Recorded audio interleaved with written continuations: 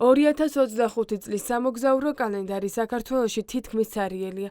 ჯავშნების ზამთრის პერიოდში გიდებს ამ დრომდე არ მიუღიათ ქვეყანა, რომელიც დღითი დღეს ცილდება დასავლურ კურსს ევროპელი ტურისტებისთვის მიმზიდველი აღარ არის. ტურისტული სფეროს დიდი ნაწილისთვის პოლიტიკური პროცესები დამანგრეველი აღმოჩნდა. რასაც უყურებთ მარტო უახლოს მომავალში ზამთარში გაუქმებებია ძალიან ბევრი. დაახლოებით 3-დან 4 მილიარდ დოლარამდე არ შემოვა ქვეყანაში 2025 წელს. ხარი სასტუმროები, გიდები, ტუროპერატორები, მძღოლები, რა ვიცი, ყველა ის ვინც რაღაცას თუნდაც სუვენირს ყიდის ქუჩაში, ხო? 500,000 ადამიანამდე პირდაპირ თუ ირიბად ჩართულია ამ სფეროში და შესაბამისად მათი ნაწილი, მნიშვნელოვანი ნაწილი დარჩება ან მცირე შემოსავლით, ან საერთოდ შემოსავლის გარეშე. სასტუმროების ნაწილი არის დახურული, შესაბამისად მისიც არ ვიცი, რომელი სასტუმრო თუ რესტორანი იმუშავს, სადაც მისთანაც თანამშრომლობ. დეკემბრის თვე ტურისტული სფეროსთვის ყველაზე მძიმე აღმოჩნდა. უქმდება ჯავშნები, განსაკუთრებით კანადიდან და იაპონიიდან. ტურისტები, რომლებიც ქვეყანაში ყველაზე დიდ ფულს ხარჯავდნენ, საქართველოში ჩამოსვლისგან თავს იკავებენ.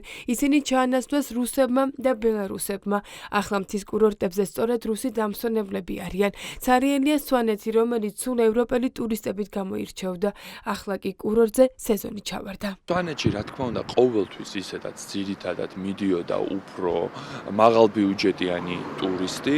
ეხლა ამ წუთას არის სვანეთი ცარიელი, მიუხედავად იმისა, რომ არის არაჩვეულებრივი თოვლი და მშვენივრად არის მოწყობილი სასრიალო ტრასები და ისეთი ქვეყნებიდან, როგორიც არის იაპონია, მასიურად გაუქმდა ჯავშნები, რაც დასანანია და შემდეგ რუსული და ბელორუსული ჯავშნებით შეივსო ისევ ეს ადგილები. საინვესტიციო გარემო არის აბსოლუტურად მოშლილი, მორღვეული, არავის აღარ უნდა ქვეყანაში ფულის ჩადება, იმიტომ რომ იციან, რომ სასამართლო არ არის დამოუკიდებელი, ინფრასტრუქტურული პროექტები შეჩერებულია. თვეები არის ინდუსტრიაში უქმდება ჯავშნები, ფაქტიურად ჩავარდა ზამთრის ტურისტული სეზონი, იმიტომ რომ დეკემბერი და იანვრის პირველი კვირები განსაკუთრებით არის ძალიან მნიშვნელოვანი შემოსავალი ტურიზმის ინდუსტრიისთვის, რომელიც ეხმარებოდა უკვე შემდგომში ზამთრის გადატანაში, რომელიც ყველაზე ნაკლები ტურისტულად დატვირთული არის. თუ ეს კრიზისი ხელისუფლების მხრიდან არ იქნა მოგვარებული და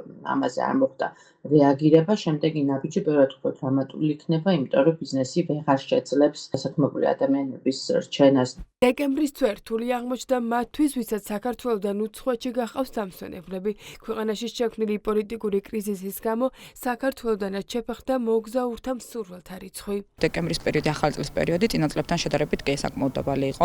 არსებული ვითარებიდან გამომდინარე, მაგრამ რასაც ვერ ვიტყოდი ზაფხულის პერიოდზე. ჯავშნების რაოდენობა საკმაოდ შემცირებულია. ჩვენი მოგზაურთა მაინც დიდი ნაწილი ახალგაზრდები არიან და შესაბამისად ვითარება მიმოქმედა ამ ყველაფერზე. ხელისუფლებასთან ტურიზმის ალიანსს კონკრეტული მოთხოვნები აქვს. ხელახალი არჩევნების რეჟიმის ტყვეების განთავისუფლების და ევროპული კურსის გარეშე ვერც ეს სფერო გადარჩება, თუმცა ხელისუფლება ტურიზმის სფეროს ისევე როგორც ხალხს არ უსმენს. ტურიზმი თავისთავად პოლიტიკაა, ზუსტად საერთაშორისო პოლიტიკა განსაზღვრავს ტურიზმს. ყველაფერი არის დამოკიდებული ისევ ჩვენზე, ტურიზმის სექტორზე, როგორ მოვიქცევით, როგორი აქტივობა იქნება, თუნდაც პროტესტის მხრივ, რამდენად რადიკალური მოთხოვნები იქნება სახელმწიფოს მიმართ, მე გულისხმობ ეკონომიკის სამინისტროს, ტურიზმის ადმინისტრაციას. ყველა იმ ადამიანმა, ვინც იქნება თანამდებობაზე, უნდა გაითავისოს, აღიაროს და უნდა მიყვეს ზუსტად ბიზნესის ხმას. პოლიტიკური კრიზისის გამო